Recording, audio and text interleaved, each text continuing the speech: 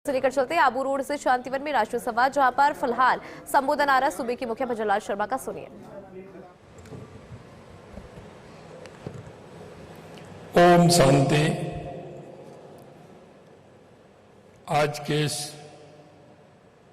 सुरक्षा बल कर्मियों के लिए राष्ट्रीय संवाद के इस आत्म सशक्तिकरण और राष्ट्रीय संवाद के उद्घाटन सत्र में हम सबके मार्गदर्शक और हम सबके ऊर्जावान, यशस्वी, प्रखर, दूरदर्शी हमारे गृह मंत्री, सहकारिता मंत्री सम्माननीय अमित शाह जी, एक बार जोरदार तालियों के साथ माननीय गृह मंत्री जी का स्वागत अभिनंदन करेंगे। हमारी ब्रह्म कुमारी की प्रमुख ब्रह्म कुमारी सहयोगिनी मोहिनी दीदी, संकुल प्रमुख राजयोगिनी मुन्नी दीदी, माननीय सांसद राज्यसभा और प्रदेश अध्यक्ष मदन राठौड़ जी, उपाध्यक्ष सुरक्षा सेवा विंग सहयोगिनी शुक्ला दीदी, अतिरिक्त महासचिव ब्रह्म कुमारी राजयोगी मृत्युंजय भाई जी, प्रस्तुत कर्नल सेवानिवृत्त बीसी सती जी, कार्यक्रम समन्वयक सिस्टर शिवका जी एवं मेरे सामने बैठे हमारे मंत्री भाई के बिश्नोई जी, ओटाराम देवासी जी, हमारे सांसद लुम्बाराम जी, पूर्व सांसद देवजी भाई, अन्य सभी भाई बहनों, सबसे पहले तो मैं आपसे कहना चाहता हूं कि हम बहुत ही सौभाग्यशाली हैं कि आज के इस अवसर पर हमें माननीय गृह मंत्री जी का मार्गदर्शन हमें मिलेगा। मैं माननीय गृह मंत्री जी का माउंट आबू की इस धरा पर हार्दिक स्वागत और अभिनंदन करता हूं।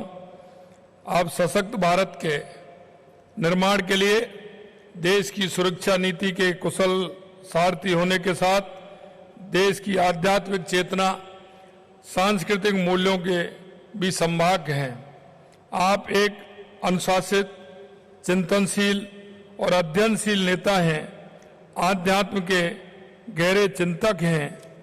मैं देश के यशस्वी प्रधानमंत्री श्री नरेंद्र मोदी जी के नेतृत्व में आज आप भारत की सुरक्षा और विकास के दर्शन के प्रमुख शिल्पी हैं, इसके लिए मैं आपको इस मंच से हार्दिक धन्यवाद देता हूं। आपने देश की आंतरिक सुरक्षा, संवैधानिक सुधारों और राष्ट्रीय अखंडता को सशक्त करने वाले कई ऐतिहासिक निर्णय लिए हैं, जिनकी प्रतीक्षा देश दशकों से कर रहा था। अनुच्छेद 370 का स्थायी समाधान कश्मीर घाटी में शांति, नवाचार और प्रगति की नींव रखने वाला ऐतिहासिक कदम। इससे कश्मीर में अलगाववाद, आतंकवाद के मंसूबे परास्त हुए हैं। नक्सलवाद के विरुद्ध आपकी जीरो टॉलरेंस की नीति के चलते वे क्षेत्र जो कभी भय और हिंसा के पर्याय थे, आज शांति और विकास के पथ पर अग्रसर हैं। सहकारिता में आपके लंबे अनुभव, पारदर्शी व्यवस्था लागू करने से इस क्षेत्र को नई ऊर्जा मिली है। आज ब्रह्म कुमारी के इस आयोजन में आपकी उपस्थिति ये बताती है कि आप देश की सुरक्षा के साथ साथ आध्यात्मिक उन्नति को भी राष्ट्र की मजबूती का एक अनिवार्य आधार मानते हैं। इस अवसर पर मैं पूज्य राजयोगिनी दादी रतन मोहिनी जी को श्रद्धा सुमन एवं नमन करता हूं, जो अब हमारे बीच नहीं है। उनका जीवन त्याग, प्रेम, सेवा, सादगी और आध्यात्मिक अनुशासन की अनूठी मिसाल रहा है। उनके विचार करोड़ों लोगों की प्रेरणा और मार्गदर्शन प्रदान कर रहे हैं।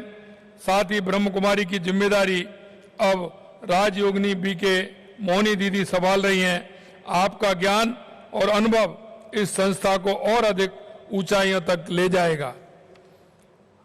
आज वर्ष 2025-26 की जिस राष्ट्रीय थीम विश्व एकता और विश्वास के लिए ध्यान को लॉन्च किया गया है वह मौजूदा सामाजिक राजनीतिक वैश्विक परिदृश्य में अत्यंत प्रासंगिक है।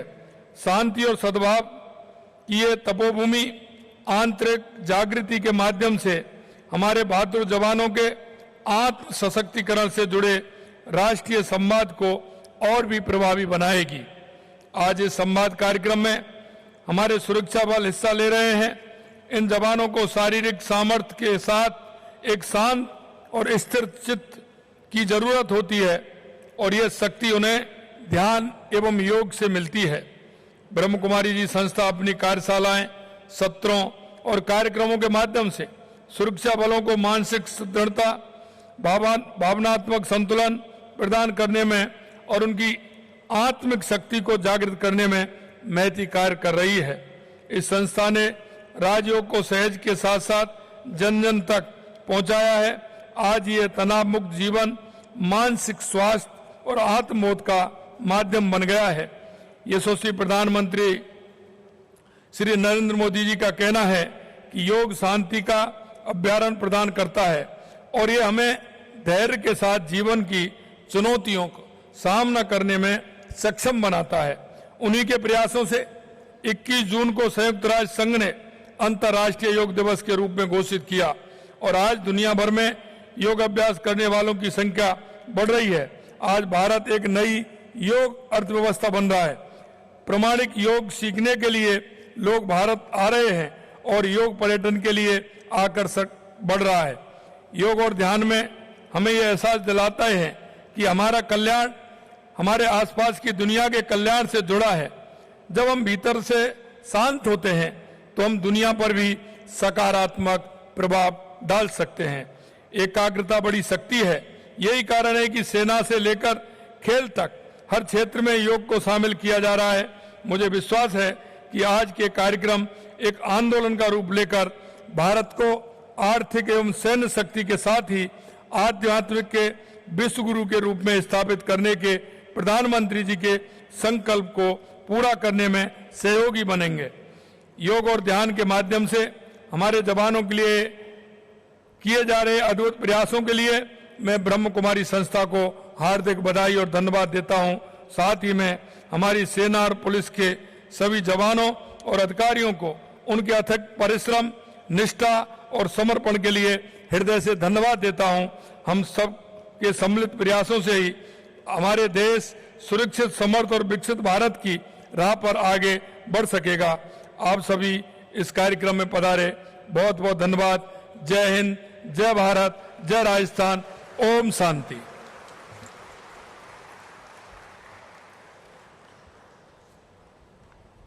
बहुत बहुत धन्यवाद आदरणीय मुख्यमंत्री श्री भजनलाल शर्मा जी को उनके इस प्रेरणादायक संबोधन के लिए। मैं उनके संज्ञान में लाना चाहूँगा कि 15 से 30 मार्च 2025 के बीच सिक्योरिटी सर्विसेज विंग द्वारा राजस्थान के 9 जिलों में कार कैंपेन के माध्यम से तकरीबन 90 कार्यक्रम हुए। एक बार पुनः सिक्योरिटी सर्विसेज विंग के जोरदार तालियां।